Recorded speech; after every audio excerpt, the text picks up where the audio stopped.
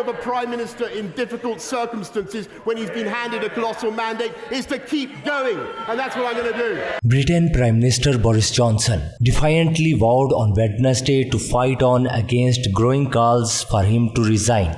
But his pledge to keep going was met with scornful laughter at a parliamentary appearance. Thank you, Mr. Speaker. Does the Prime Minister think there are any circumstances in which he should resign?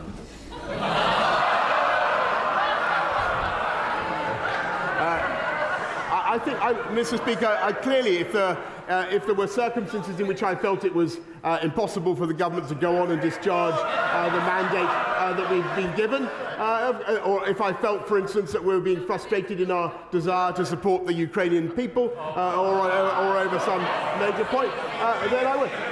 But frankly, Mr. Speaker, the job of a Prime Minister in difficult circumstances when he's been handed a colossal mandate is to keep going, and that's what I'm going to do. Badly wounded by the resignations of a stream of senior colleagues and junior ministers who said he was not fit to govern, Johnson sought to come out fighting at Parliament's weekly Prime Minister's question session.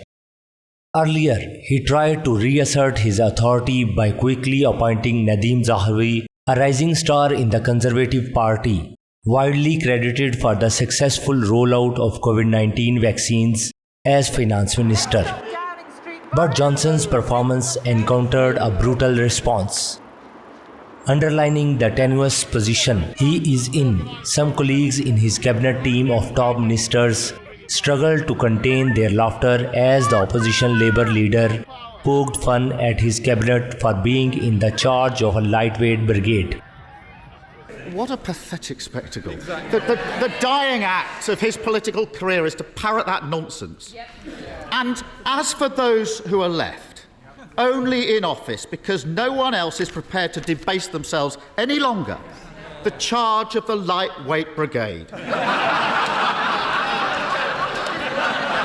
Have some self-respect. Mr. Speaker.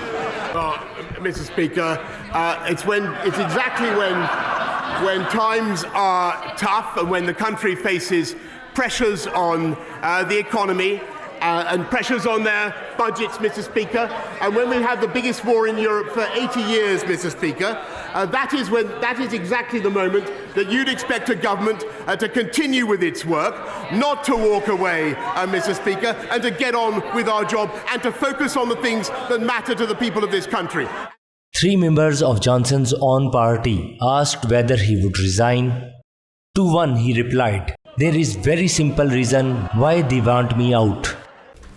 6 months ago, I called on the Prime Minister to resign because even then it was clear that his approach to leadership and integrity was already creating a pipeline of problems that will paralyse proper government.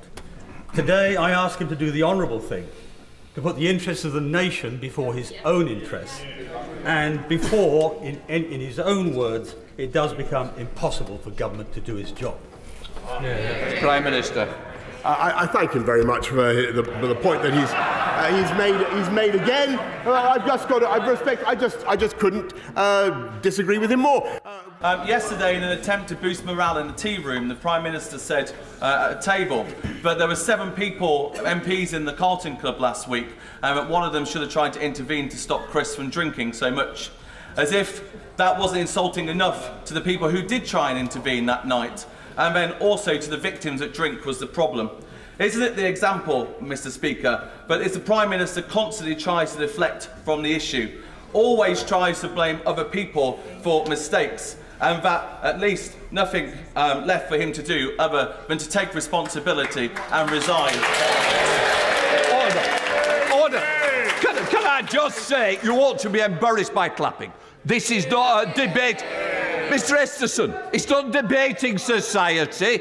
Mr. Speaker, there's a very simple reason why they want me out, and that is because they know, Mr. Speaker, that otherwise we are going to get on and deliver our mandate and win another general election, and that is the reality, Mr. Speaker.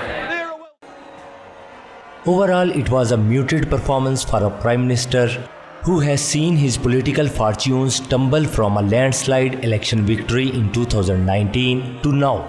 when the resignation of his finance and health ministers opened the floodgates for more junior ministers to quit. Shortly afterwards, his former health minister, Sajid Javid, detailed the scandals, missteps and gaffes that have marked Johnson's tenure so far. Treading the tightrope between loyalty and integrity has become impossible in recent months. And Mr. Speaker, I will never risk losing my integrity. I also believe a team is as good as its team captain, and that a captain is as good as his or her team. So loyalty must go both ways. The events of recent months have made it increasingly difficult to be in that team. The Prime Minister is later due to appear before the chairs of select committees for a scheduled 2 hours grilling later on Wednesday.